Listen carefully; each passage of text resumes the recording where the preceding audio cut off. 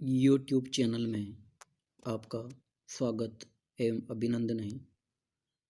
आज इस वीडियो में संतुलन की संकल्पना कॉन्सेप्ट ऑफ आइसोस्टेसी के बारे में अध्ययन करेंगे।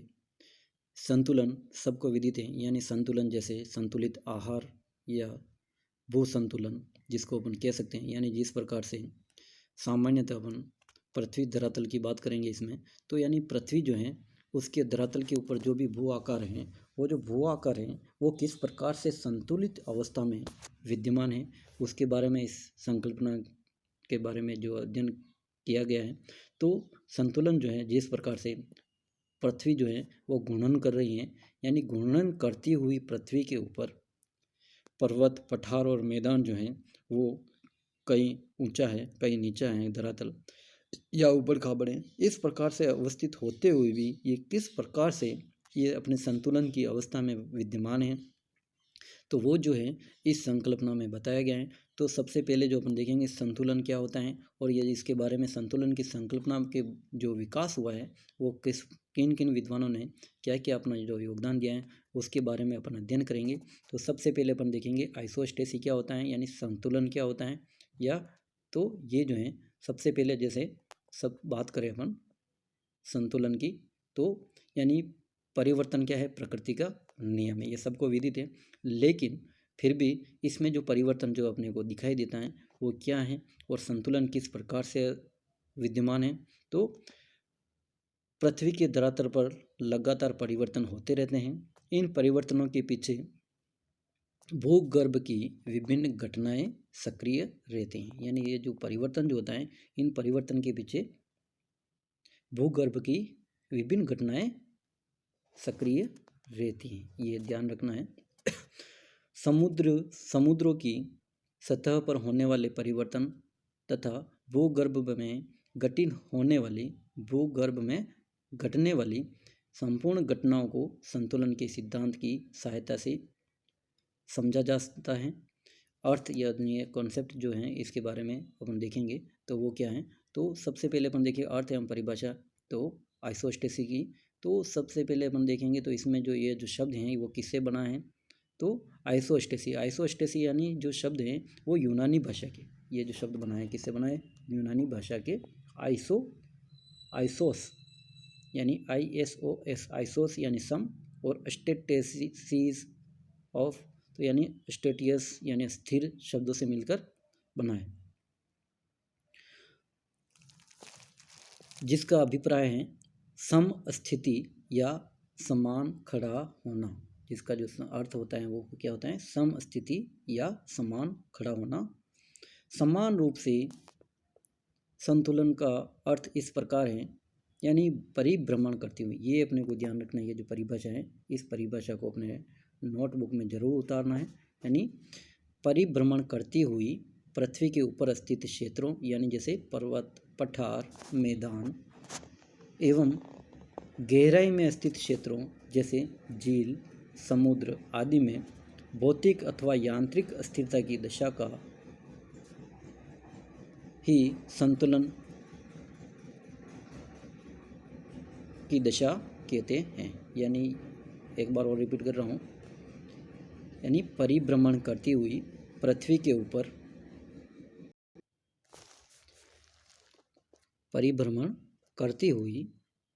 के ऊपर स्थित क्षेत्रों जैसे कौन कौन से क्षेत्र स्थित होते हैं, तो जैसे पर्वत, पठार, मैदान अथवा गहराई में स्थित क्षेत्रों, यानी गहराई में जो स्थित जो क्षेत्र होते हैं वो कौन कौन से हो सकते हैं, जैसे झील, समुद्र आदि में भौतिक अथवा यांत्रिक स्थिरता की दशा को ही संतुलन की दशा कहते हैं।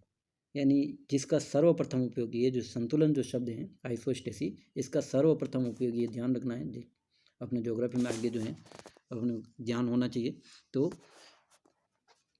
जीके का भी प्रश्न हो सकता है ज्योग्राफी की दृष्टि से, यानी कंपटीशन एग्जाम की दृष्टि से महत्वपूर्ण पूछते रहते हैं। तो यानी आइसोस्टेसी जो शब्द है 1889 में अमेरिकी भूगर्भविद CE डट्टन, यानी CE डट्टन ने आइसोस्टेसी शब्द का प्रयोग किया था। उन्होंने स्पष्ट किया कि पृथ्वी के धरातल पर उच्च पर्वतमालाएं, पठार एवं समतल मैदानों और अतल स्पर्शी पर्दे का भार बराबर है। यदि यह भार बराबर न होता तो ऊंचे पर्वत शिखर अपने समान यानी ऊंचे जो पर्वत शिखर है वो अपने स्थान पर खड़े न रहकर अत्यधिक भार के कारण नीचे धंस जाते।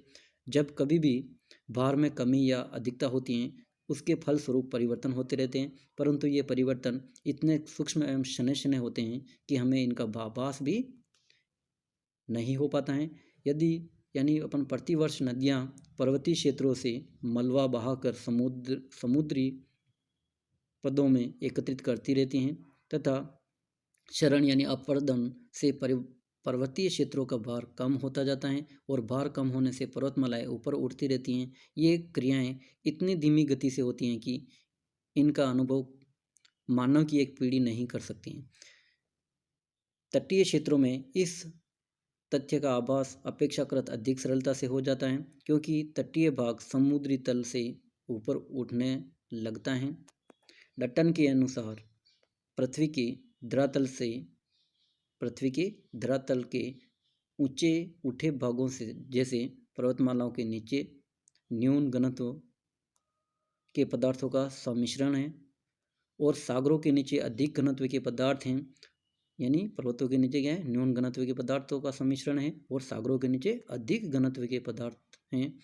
समुद्री पौधे के पदार्थों की अपेक्षा मैदानों के नीचे का पदार्थ अपेक्षाकृत हल्का और पहाड़ों के पदार्थ से अपेक्षाकृत भारी हैं, इसलिए इन सब में संतुलन रहता है। पर्वतीय क्षेत्रों का क्षरण होने से जो क्षरण युक्त पदार्थ हैं वह असंख्य मात्रा में समुद्री पदों में एकत्रित होते रहते हैं तथा उसका भार अधिक होने से नीचे धंसता रहता है। ठीक उसी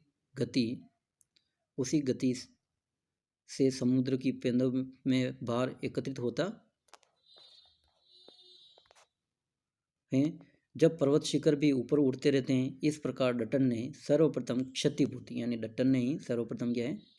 कॉन्सेप्ट ऑफ कंपेंसेशन का सूत्रपात किया था।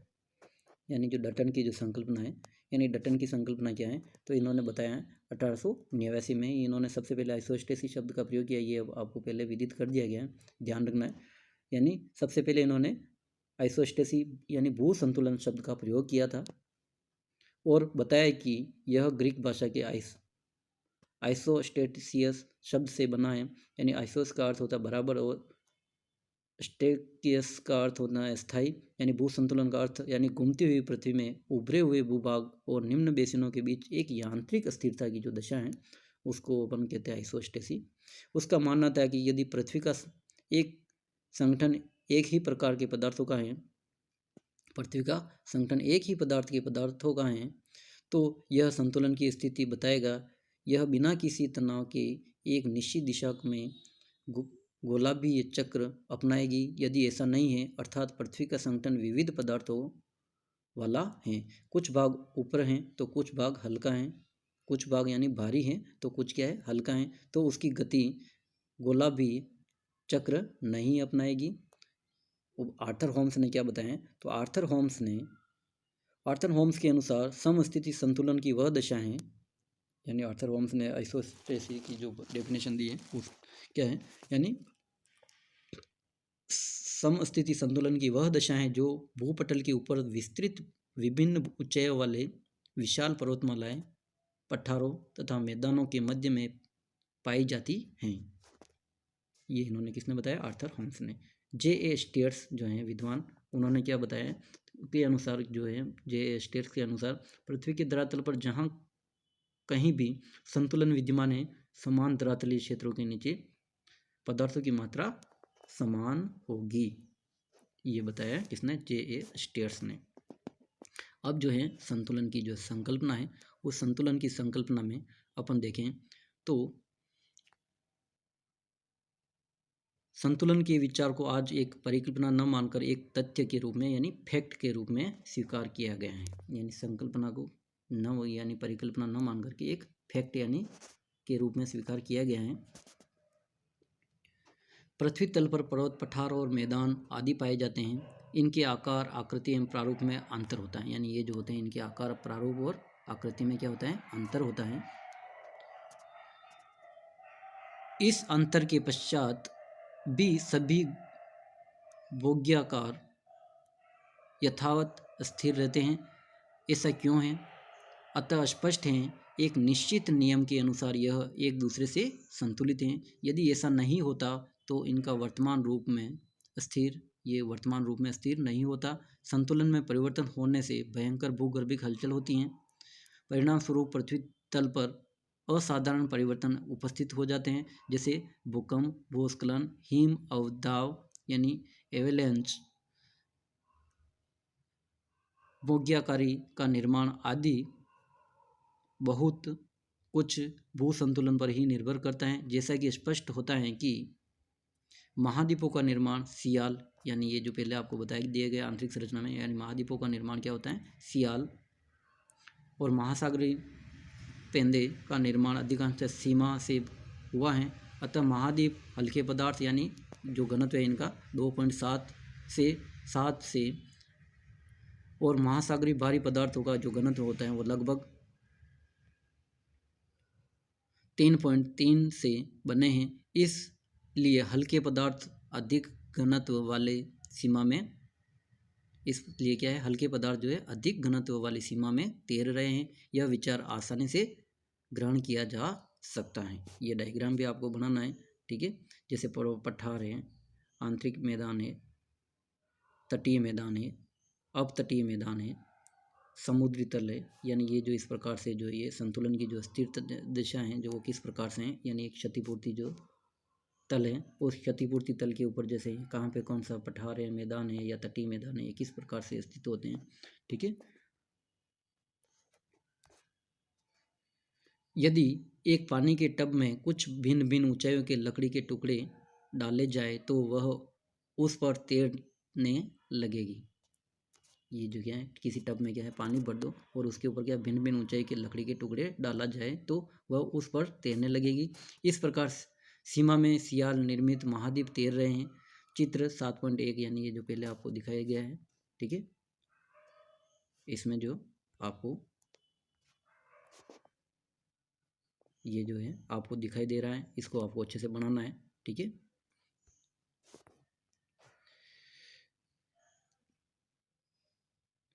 यानी 7.1 में लकड़ी के टुकड़े उनकी ऊंचाई के अनुपात में ही पानी से ऊपर उभरे हुए हैं। ये अपने तलीय संतुलन यानी अपने जो है जलीय संतुलन यानी हाइड्रोस्टैटिक बैलेंस में कहे जाते हैं। यानी पृथ्वी तल पर पर्वत, पठार और मैदान भिन्न भिन्न ऊंचाई के होते हैं और इनके हल्के पदार्थों से निर्मित भूम्याकार ऊंचे तथा भारी पदार्थों से निर्मित नीचे होते हैं। यानी भारी पदार्थों के होते हैं वो नीचे होते हैं और हल्के पदार्थों के जो होते हैं वो ऊंचे होते हैं। जब कभी धरातल के किसी विशिष्ट भाग में अधिक अनावर्तीकरण और किसी भाग में अधिक निक्षेप होता है तब उन दोनों में संतुलन बिगड़ जाता है। अतः पुनः संतुलन की अवस्था यानी रीएडजस्टमेंट यानी आंतरिक हलचलों के द्वारा परिवर्तन प्रस्तुत करने पर ही आती हैं। यही स्थिरता की स्थिति संतुलन की स्थिति कहलाती है। अब जो है उत्पत्ति एवं विकास की बात करें तो उत्पत्ति एवं विकास के बारे में देखें तो सर्वप्रथम जो है 1935 से 1945 के मध्य फ्रांसीसी ज्योतिषाचार्य एवं गणितज्ञ पीरे बेगुए ने एंडीज पर्वत की चिम्बाजो चोटी का सर्वेक्षण किया। उन्होंने सर्वेक्षण के समय पाया कि यह चोटी साहुल को उतना अपनी ओर आकर्षित नहीं कर पा रही हैं जितना कि उनका अनुमान था। उससे उन्हें अत्यधिक आश्चर्य हुआ और उन्होंने लिखा कि एंडीज पर्वत का गुरुत्वाकर्षण इन पर्वतों के द्वारा प्रदर्शित पदार्थ पिंड से जितने आकर्षण की अपेक्षा थी उतने अत्यधिक कम है। यानी इस विचार या बिंदु से संतुलन के सिद्धांत की उत्पत्ति मानी जाती है। यानी उन्होंने बताया कि यानी ये जो है तो ज़्यादा मात्रा में आकर्षित करना चाहिए था लेकिन वो उतना नहीं था, यानी उतना ही वो कम था। 19वीं शताब्दी में सर जॉर्ज एवरेस्ट, यानी इनका बहुत ज़्यादा योगदान है सर जॉर्ज एवरेस्ट। ये अपने सिलेबस में आगे अपन देखेंगे सर जॉर्ज एवरेस्ट की जो संकल्पना है, ठीक है। जो भारतीय भू सर्वेक्षण विभाग के मुख्य निर्देशक थे उस समय, वो ने गंगा सिंधु मैदान में हिमालय के पास इन्होंने जो सर्वेक्षण किया था वो ये गंगा सिंधु मैदान में हिमालय के पास भू सर्वेक्षण करते समय भी कुछ इसी प्रकार को की विसंगति देखी और कल्याणा यानी कल्याण, जिसको अधिकतर कल्याण या कल्याणा या कल्याणपुर यानी जो है वो 78 डिग्री पूर्वी देशांतर पर स्थित है। इनके बीच की दूरी 594 किलोमीटर है और कल्याणा नामक जो स्थान कल्याणपुर के उत्तर में शिवालिक श्रेणियों के पास स्थित है। इन्होंने सब बताया था। और जॉर्ज एवरेस्ट के खगोलीय विधि और त्रिकोणीय विधि, इन्होंने दो विधियाँ अपनाई थी, खगोलीय विधि और त्रिकोणीय विधि। तो इनमें क्या है, अंतर आया था। ठीक है, मैं जब इन दोनों अक्षांश रेखाओं का मापन किया तो दोनों विधियों के परिणामों में भिन्नता आई। यह भिन्नता जो आई थी वो कितनी थी, 5.236 सेकंड की आई थी।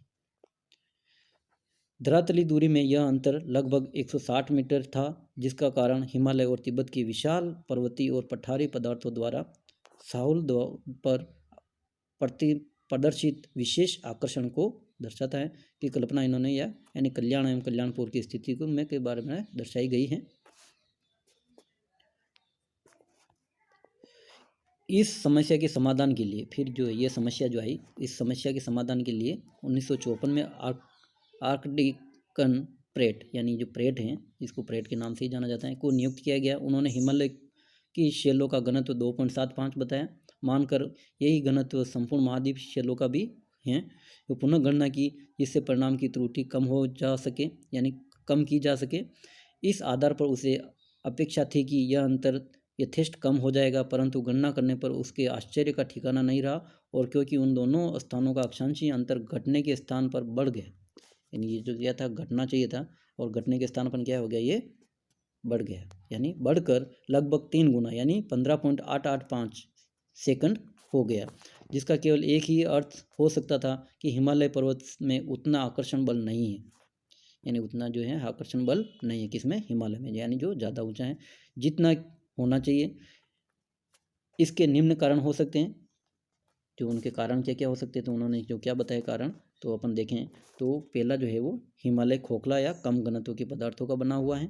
दूसरा बताया हिमालय की चट्टानें कम घनत्व वाली हैं। और तीसरा जो इन्होंने बताया था वो बताया हिमालय का ऊपरी भाग जिसमें अतिरिक्त पदार्थ है वह नीचे के कम घनत्व से संतुलित, यानी ऊपर जो है वो जो पदार्थ हैं लेकिन उसके नीचे के खोखला हैं और वो कम यानी घनत्व से संतुलन स्थापित किए हुए हैं, जिसके फलस्वरूप उसकी आकर्षण शक्ति क्या है, कम है, ये उन्होंने बताया। तो उपयुक्त आधारों पर विद्वानों ने कल्पना की कि जो भाग ऊंचे हैं वह कम घनत्व के। इस प्रकार से जो निष्कर्ष निकला वो क्या था, यानी उपयुक्त आधारों पर विद्वानों ने कल्पना की कि जो भाग ऊंचे हैं वो कम घनत्व के हैं और तथा जो भाग नीचे है वो अधिक घनत्व के हैं। ठीक है, ये निष्कर्ष निकला उपयुक्त आधारों पर। एरी तथा प्राट ने अपने विचारों की पुष्टि प्रयोगों द्वारा की, यानी इन दोनों ने जो है एरी एवं प्राट ने जो अपने विचारों की पुष्टि प्रयोगों द्वारा की, जिनसे इतना तो स्पष्ट हो गया कि धरातल पर विद्यमान विषम स्थल रूपों में संतुलन अवश्य होता है। ये क्या होता है, संतुलन अवश्य होता है। यह घनत्व पृथ्वी के आंतरिक भाग के समतोल मंडल में सर्वत्र समान होता है, यानी समतोल मंडल जो होता है, कंपनसेशन जोन जो होता है, समतोल मंडल, वहाँ पे क्या होता है, समान होता है और उनके ऊपर ऊंचाई के अनुसार घनत्व में अंतर होता है। तत्कालीन समय में अनेक जर्मन, फ्रांसीसी, अमेरिकी भूगर्भवेत्ताओं, जिनमें प्रमुख रूप से हेनरी बुराड, गिलबर्ट, बोनी हेल्मर्ट तथा सर जॉर्ज एरी आदि ने भी इस प्रकार की विसंगतिपूर्ण परिणाम प्राप्त किए, जिनके आधार पर संतुलन या समस्थिति की संकल्पना का विकास हुआ। अनेक विद्वानों ने संतुलन व्यवस्था का वैज्ञानिक विश्लेषण प्रस्तुत किया है, जिनमें कुछ संकल्पनाएं जो प्रस्तुत की जा रही हैं आगे, जो अपन अगले वीडियो में देखेंगे, यानी एरी एवं प्राट की संकल्पना।